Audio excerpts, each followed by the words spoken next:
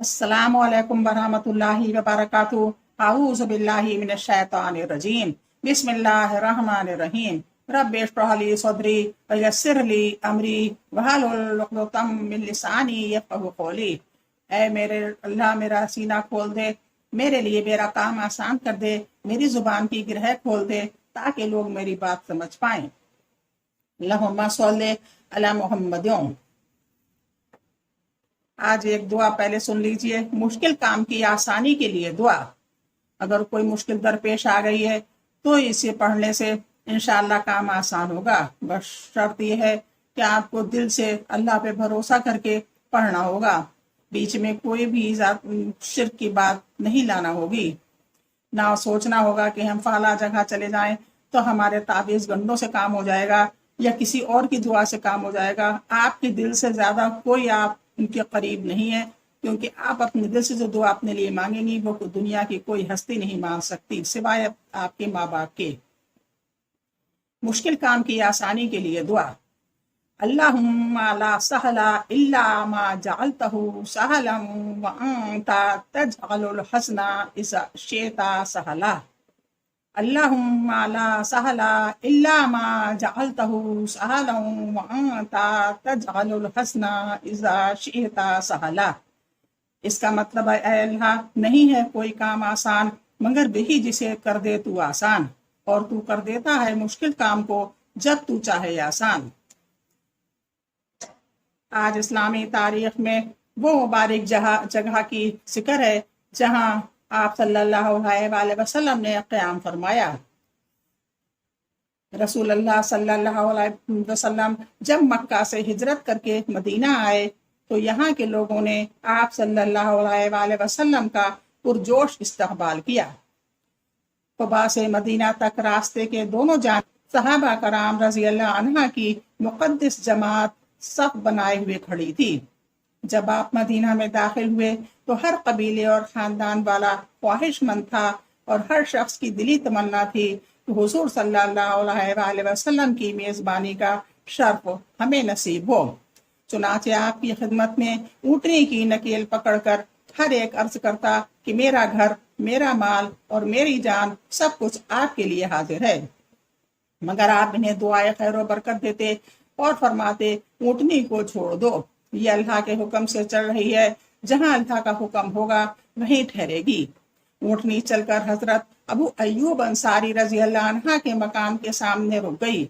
सैयदना अबू अय्यूब अंसारी रजी अल्लाह अन्हा ने इंतहाई खुशी और मुसर्रत के आलम में कजावा उठाया और अपने घर ले गए। इस तरह इन्हें रसूल अल्लाह सल्लल्लाहु अलैहि वसल्लम की मेज़बानी का शर्फ हासिल हुआ। आपने 7 माह तक इस मकान में क़याम फरमाया। अल्लाह की कुदरत। इंसान की पैदाइश 3 अंधेरों में। कायनात की सबसे हसीन तरीन मखलूक इंसान, जिसके लिए अल्लाह ताला ने इस कारखाना आलम को वजूद बख्शा है। इसकी तख्लीक अल्लाह ताला जहाँ कर रहे हैं वो जगह ना बहुत बड़ी है और ना वहाँ रोशनी का इंतज़ाम है, ना वहाँ कोई काम करने वाले हैं, बल्कि अल्लाह ताला एक तंग जगह माँ के पेट में 3 अंधेरों में इसकी तख्लीक कर रहे हैं। जबकि दुनिया में मैन्युफैक्चरिंग जहाँ होती है वो जगह कई एकड़ों में फैली होती है। रोशनी और खमखमे लगे होते हैं और बेशुमार काम करने वाले होते हैं। यहाँ कुछ भी नहीं, फिर भी अल्लाह ताला इंसान की पैदाइश कर रहा है। यह अल्लाह की बड़ी जबरदस्त कुदरत है। एक फर्ज के बारे में, अल्लाह ताला सबको दोबारा जिंदा करेगा। कुरान में अल्लाह ताला फरमाता है, अल्लाह वो है जिसने तुमको पैदा किया और वही तुम्हें रोजी देता है, फिर वक्त आने पर वही तुमको मौत देगा और फिर तुमको वही दोबारा जिंदा करेगा। सूरह रूम 40 आयत। फायदा मरने के बाद अल्लाह ताला दोबारा जिंदा करेंगे, जिसको बादुल मौत कहते हैं। इसके हक होने पर ईमान लाना फर्ज है। एक सुन्नत के बारे में, वुजू में 3 मरतबा कुल्ली करना। हजरत अली रज़ी अल्लाह अन्हु रसूल अल्लाह सल्लल्लाहु अलैहि वसल्लम के वजू की कैफियत बयान करते हुए फरमाते हैं कि रसूल अल्लाह सल्लल्लाहु अलैहि वसल्लम ने 3 बार कुल्ली की। मुसन्नद अहमद 874। एक अहम अमल की फजीलत। मुसलमान को कपड़ा पहनाना। रसूल अल्लाह सल्लल्लाहु अलैहि वसल्लम ने फरमाया, जिसने किसी मुसलमान को कपड़ा पहनाया, जब तक इसके बदन पर इसका एक धागा भी रहेगा, वो इस वक्त तक अल्लाह की हिफाजत में रहेगा।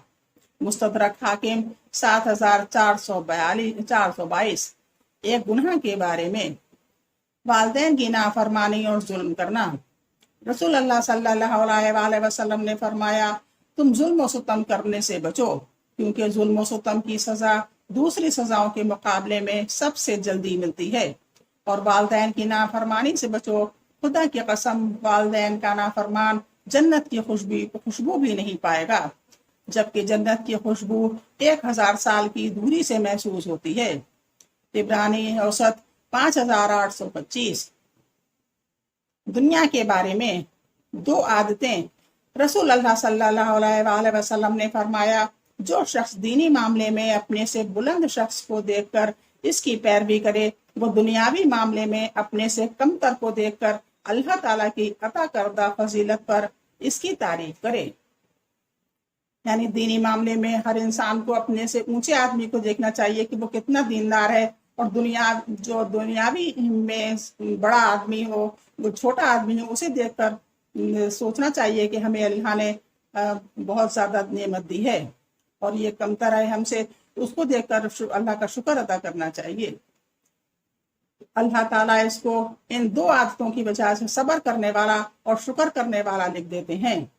अगर ये आदतें उसमें होंगी कि दुनियावी जो आदमी होगा, दुनिया का अगर वो बड़ा कमतर आदमी होगा तो उसे देखकर शुक्र अल्लाह का अदा करेगा, और जो दीन के मामले में हमसे बड़ा होगा, हम उसे देखकर हिर्स करेंगे कि हम भी इसके बराबर हो जाएं।